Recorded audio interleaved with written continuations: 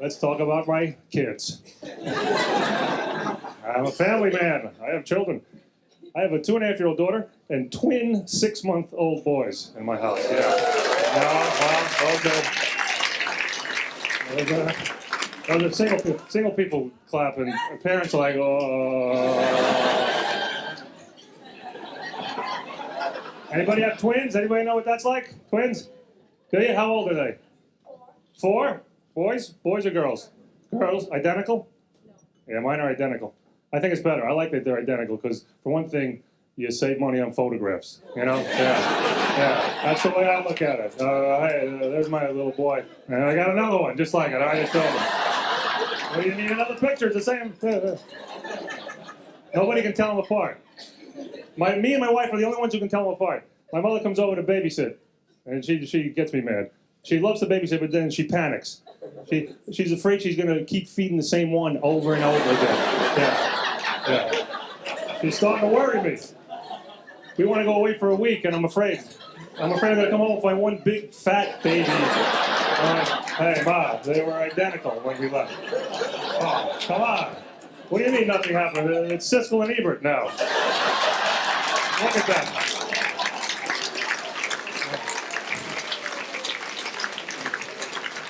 The other day, she came over to babysit, and she made it through okay, because one of them had a little scratch on his nose. Yeah, that's what she used as her landmark. Yeah. But, I'll tell you what frightens me. I don't think the scratch was there when we left. Really. Yeah. I know it's a horrible thought, but I think she got a little confused. Oh, okay. You're Matthew.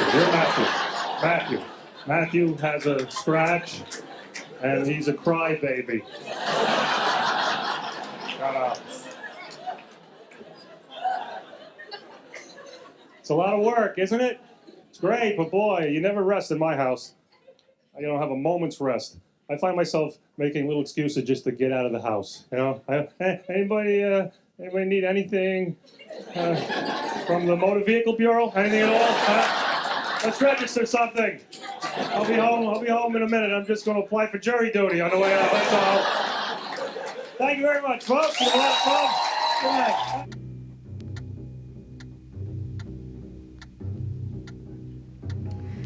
He was the perfect father. Young, vibrant, in touch with his family and the times. And then one day, it happened.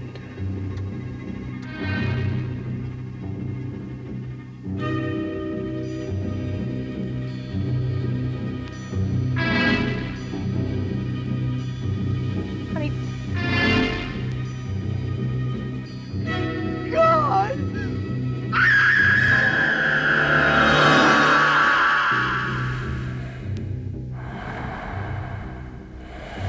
Hi, Princess. Hi, Dad. Dad! Junior. Fetch me my morning Times, will you? I want to take a gander at my stocks and bonds. It could happen to you the day you become your father, otherwise known as old fogy syndrome. This illness can be detected. Learn to recognize these early warning signs.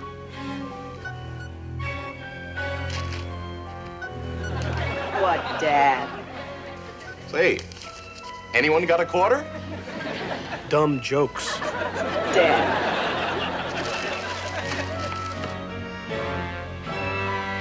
Oh, Mother. Calling your wife mother? Have you seen my Bob Goulet album? Listening to Bob Goulet. Ah, yes. Oh, I really love these monogram PJs. The wearing of PJs. What about these? Snazzy. The wearing of boxer shorts. I'll be home for Din-Din tonight. Din-Din. I don't want to miss Merv. Referring to Merv Griffin on a first-name basis. Oh, shoot. The word shoot. I've got that lodge meeting tonight. Belonging to any men's club. Oh, son. Calling your son son. You know, you're really getting with it. Those trousers are far out. With it. Trousers. Folk rock phrases from John Denver. Oh, princess! Quick, pull my finger. Daddy. Well, gotta run. Oh, Junior, something on your shirt? Something on your shirt. Come on, kids. Kissy face, huggy bear. Kissy face, huggy bear. Come on to Dad. Eat him up. Beat him up, beat him up, beat him up, beat him up. Old fogey syndrome. At present, there is no cure. All that is known is this. The victims feel no pain. Only their families suffer. When someone you love turns into his father, be gentle with him. And give to the Old Fogey Foundation for the no longer relevant. Middle age. It can strike at any time. And it will happen to you. Not married, though, yet? No. Well, it's, I was engaged one time. And pretty tense. Being engaged to me, it was like being on the beginning of a roller coaster where you're just going up, you know, that tick, tick, tick, tick, tick, tick. And you get to the top, they give you the ring and the piece of cake, and you go, whoa! So I didn't want to get married, but I don't know. Comedian needs a good wife and a fine home to come home to after the laughs, you know, after those laughs are over. You know what I was talking about the other night? When people touch their face when you ask them about their relationship. Just then, I went to my face. See that? I was about to try to make it my ear when you said that. How's it going with Judy? Okay, all right. You know. Really? Yeah, Why well, the are you higher talking up on your face you go, the worse the relationship is. Yeah, well, ask me how things are going. Because a man will start out down here. You've been going out with that Judy? Yeah, I've been seeing that girl. Yeah. You know, and That's then good. Then here, well, I don't know. I think we're gonna, you know. Men, you know, the sexual imperative of men. This is the inescapable. We cannot stop the staring, the honking, the screaming from construction sites. This is what men do. And I always feel like if you could just see men operating in bars if you get like a camera far enough away from the earth, to just see the men in the bars would look exactly like sperm under a microscope. Same kind of, you know, random, totally disorganized activity. Well, you don't do that sort of thing, nor do I. Not all of us are No. in that group. I mean, I did with Clinton. When I went to high school in the Bronx, there were 4,000 boys. There's someone there from that. Who also showed the tremendous rapport they had with women on the street. Hey, lady. Hey, honey. Where's your sister? You know, like this. What I always thought should sober them up is, don't you have a mother or a sister? Probably wouldn't. You get your pajamas kicked for that one, huh? No. My father's a CPA. Like every CPA, he's the most fastidious, meticulous, retentive person. If you ever meet my father and you want to torture him, and you will, this is what you do. You tie him up against the wall like this with his arms and his legs like this. Make him stare straight ahead. And then right in front of him, you refold a road map incorrectly. It's the main job of the father to know everything. No one else knows anything. You ever notice that with your father? He knows everything. You know nothing. Things that you think you would know, you don't know. You say, hey, Dad, you know, I'm thinking I'm going to go to work. And he, work? You don't know what work is. I don't know what work is. No, you don't. When I was a kid, I was working when I was 6 weeks old in a coal mine. Really, Dad? You were a coal miner? I was a shovel, Richard. I couldn't get a job as a miner. I was a shovel in a coal mine. That's the way I worked when I was a kid. All right, Dad, well, this is interesting, Pop, really, but, you know, I'm getting a little hungry. You don't know what it is to be hungry. When I was a kid, there was no food at all. He used to suck lint right off the carpet when I was a boy. Really, Dad? That's right. We were lint suckers. And you had to get to that carpet early because I had 8 brothers. If you didn't get there, you went to bed with no lint when I was a kid. We were lint-sucking coal miners that lived one miserable day after the other. All right, listen, Dad, really, I gotta go. Go ahead and go if you have to go. Couldn't go anywhere when I was a kid. Really, Dad? Why is that? We were too poor to afford legs. We had no legs when I was a child. Dad, are you saying, why didn't you walk on your hands then, Pop? You know, if we couldn't afford legs, do you think we could afford hands? What are you, trying to trip me up, wise guy? We were stumps. Stumps, Richard. Lint-sucking, coal-mining stumps. Well, why didn't you just get in a car and drive? You know, you could drive a car. Who was gonna drive the car, you idiot? We'd have one guy, one stump on a seat, and another stump on the floorboards working the pedals with his head. Well, wait. Now, Dad, that sounds like that would work. When they got there, nobody could open the goddamn door. It wasn't one thing, it was another. One thing after the other when I was a boy.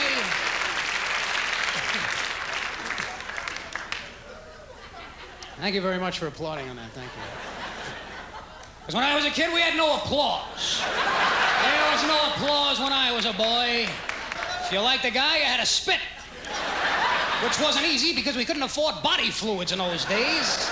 We had no body fluids, no spit, no urine, no blood, and none of the disgusting things that people take for granted today. We had none of that. Nothing. We had nothing and we went nowhere. We did nothing. But we were thankful for what we had. Well, what did you have? Nothing. And we were glad to have it. Well, why were you glad to have nothing? Some people were so poor they had less than nothing. How could they have less than nothing? Some people had no molecular structure. That's how poor they were. They had no molecules. You'd call them up and you'd say, would you like to come over? And they'd say, we'd love to, but we don't exist. We don't have the funds. We're subatomic particles. It's the best we can do on our salary. We're neutrinos. They're Italian particles, and that's our lives.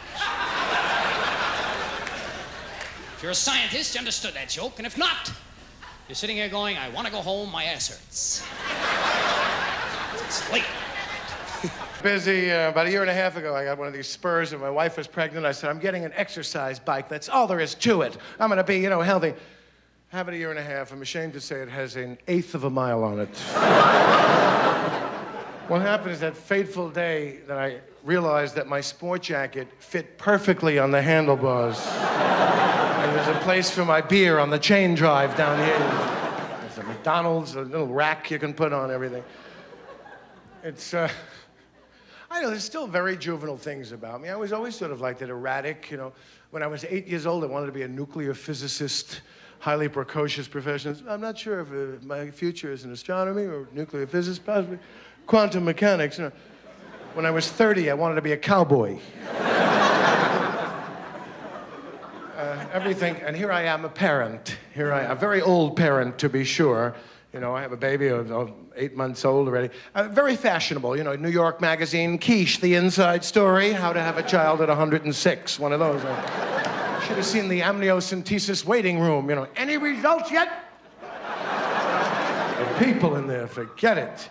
And I wanted everything checked, because I think I may have taken drugs once, so I wanted to make sure. The child is not going to be on the Jack Palance show,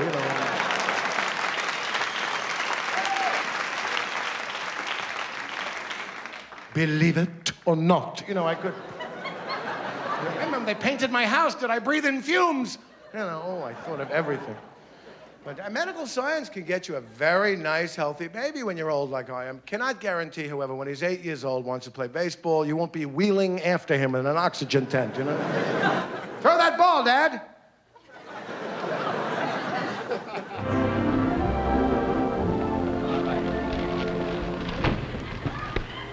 Just remember, I'm no dog sled.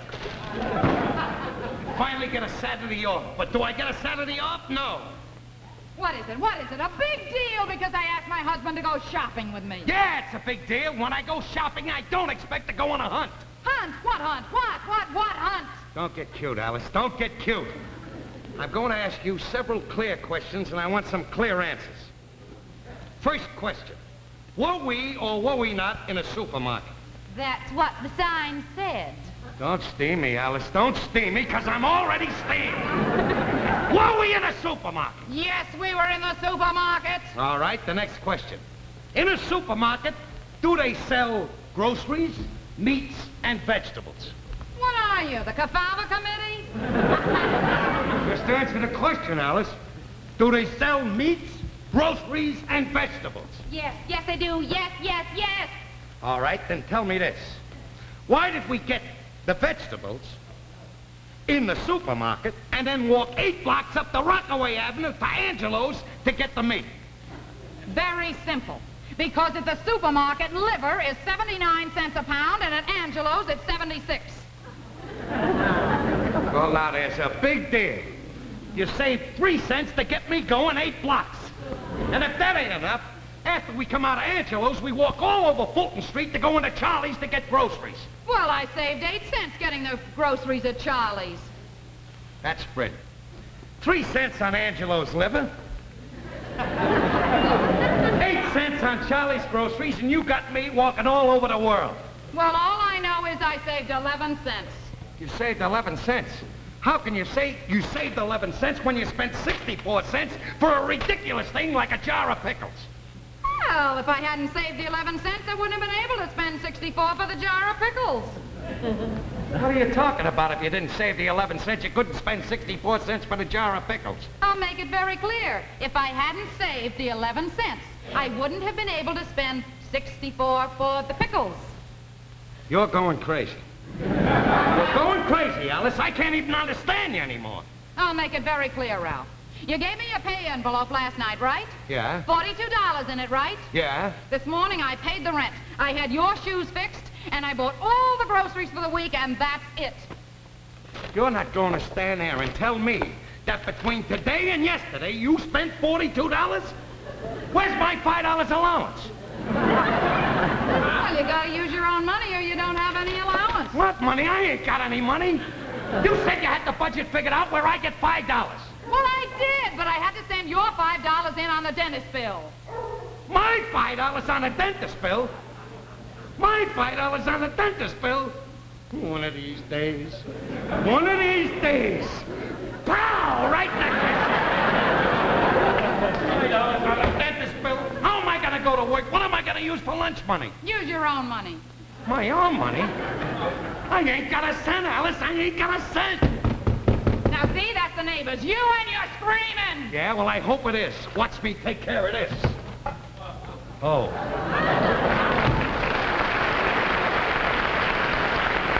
Well, what do you want? Can I see you for a minute, Ralph? Yeah, you can see me for a minute. What do you say, Alice? Hi, Ed. I got a favor to ask you. I'd like to borrow $5. You see, my wife's mother's sick up in Syracuse, and she's got to get up there right away. It looks pretty serious, and I'm tapped out. Well, gee, Norton, if I had the Well, $5... look, I'll give it back to you on Tuesday when I get paid. Okay. Okay.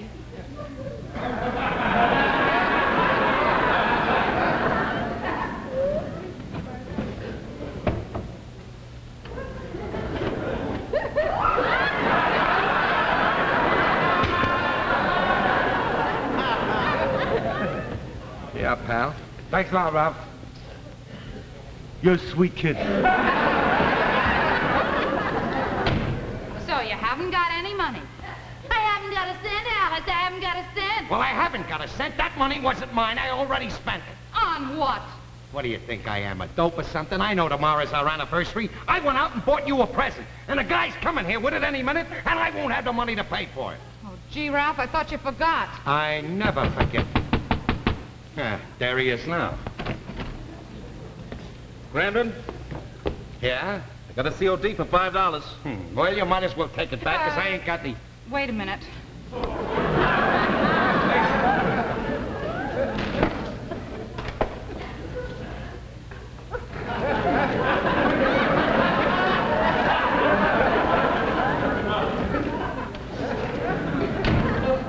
So you ain't got any money, huh? And you accused me of holding out. Well, you didn't think I forgot our anniversary. I saved that up so you could take us out tomorrow night, you big lug. Huh?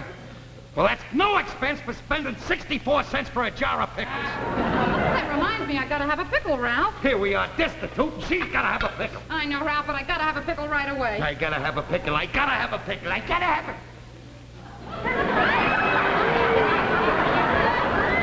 I gotta have a pickle. I gotta have a pickle. Alice! That's the greatest news I ever heard in my whole life. Ralph, wait a minute. Boy, I gotta have a pickle. Me, a father. We gotta get a name for it. Look, if it's a boy, we'll name him after my Uncle Mike. If it's a girl, we'll name him after Aunt Kitty. Ralph, stop making a fool out of yourself. The doctor told me... I know what the doctor said. Go ahead, eat the pickles. Have a couple of pickles. Maybe it'll be twins. Ralph. Ralph, can I please say something? Go ahead, sweetheart. Say anything you want. I got an allergy, Ralph. The doctor says it might be pickles, and he wants me to eat a lot of them so we can find out.